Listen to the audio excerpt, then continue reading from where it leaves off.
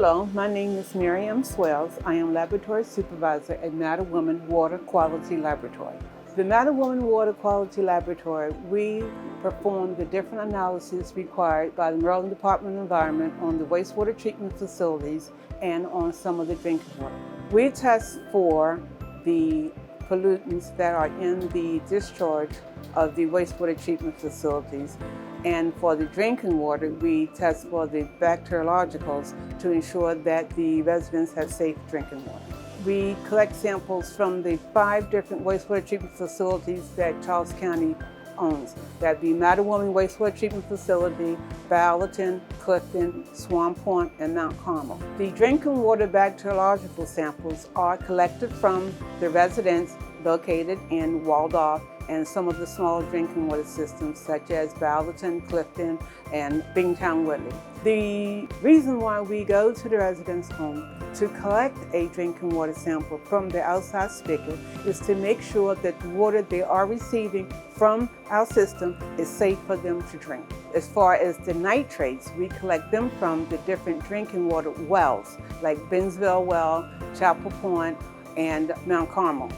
Having this laboratory is important because we are able to test the samples on the same day that they are collected and will be able to give out the results to the superintendents in a timely fashion.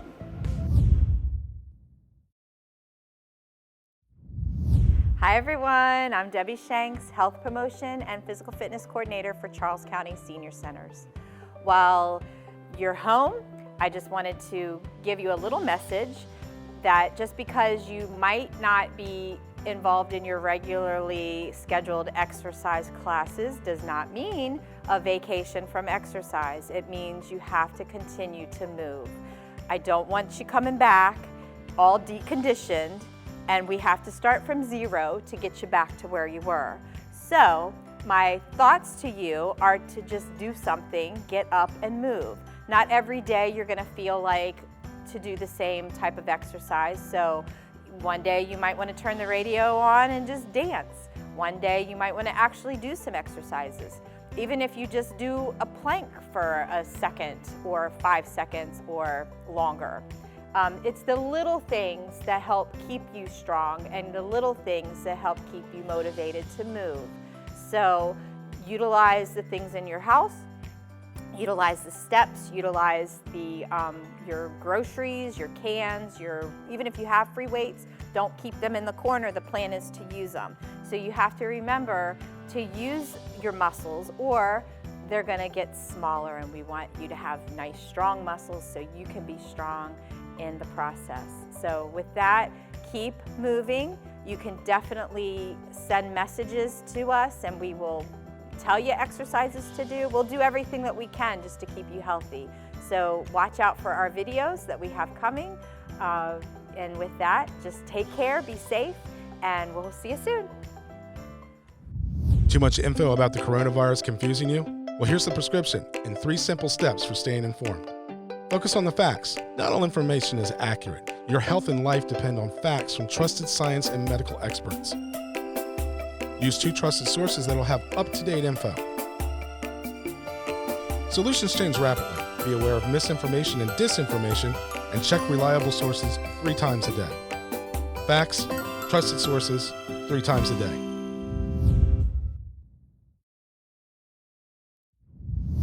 Hi, I'm Kim Stevens. I'm the supervisor at Tri-County Animal Shelter. COVID-19 is affecting us because the animals are still coming in, but adoptions have slowed.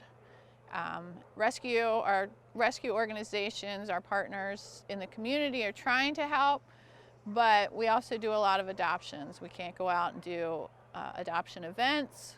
For our animal control division, their services have also been cut a little bit, so they're not doing any nuisance trapping or just strays running in the neighborhood. They're coming out to the homes for public safety issues like aggressive animals or animals hit by a car. So that's where they're coming out. So our emergency plan is we planned for what would happen if some COVID-19 patients got admitted to the hospital or something like that and they had a large number of animals. So we reached out to our boarding facilities We took into consideration that we can set up our barn as a large animal holding area. We also have our emergency animal shelter and our county animal response team trailer that have cages and kennels in it so that we can actually go into the community and set up if we need to.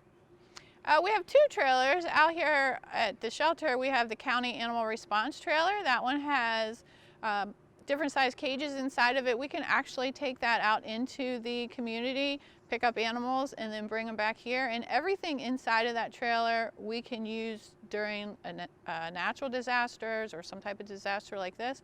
It's fully equipped and stocked and ready to go to handle anything. So it has all the supplies that we would need right in the trailer. So all the studies so far have shown that you cannot get coronavirus or COVID-19 from your animals. Now, of course, if you're out in a public place, like if you were taking your animal to a dog park or something like that and interacting with other animals, wash your hands, wash your hands, wash your hands after you've pet your animals. I mean, that's the biggest thing that we tell you, is just to continuously wash your hands. If you find a stray animal, typically animal control would come out and pick it up. But since they have some reduced hours and they're only working on emergencies, such as animals hit by a car or aggressive animals, there are some things that you could do to try to get that animal back home without even getting us involved, such as putting up signs in your neighborhood, in the closest businesses, things like that, letting people know that you found an animal.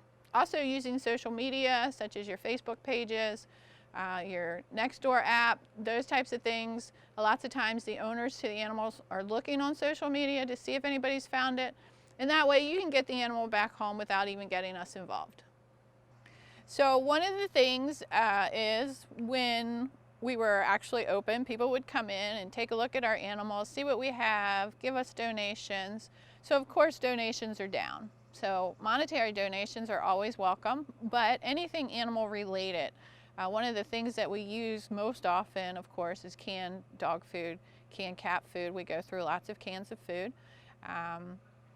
Dry dog food, dry cat food. Some of the things that we use for enrichment, you have to remember that some of these animals are just sitting in their cages and they don't get a lot of interaction. So we provide some enrichment toys for them, and we fill those toys with canned pumpkin or peanut butter or treats, things like that, so that it kind of keeps them busy during the day and keeps their mind off the fact that they're in their cage.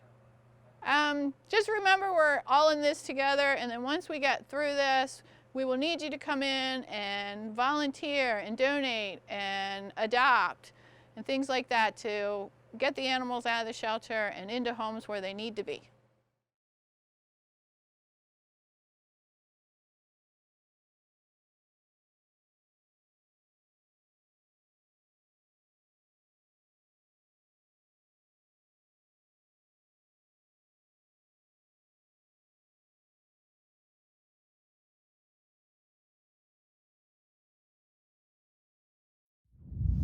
Applying for jobs with Charles County government is now easier and more efficient. Visit www.charlescountymd.gov for more information.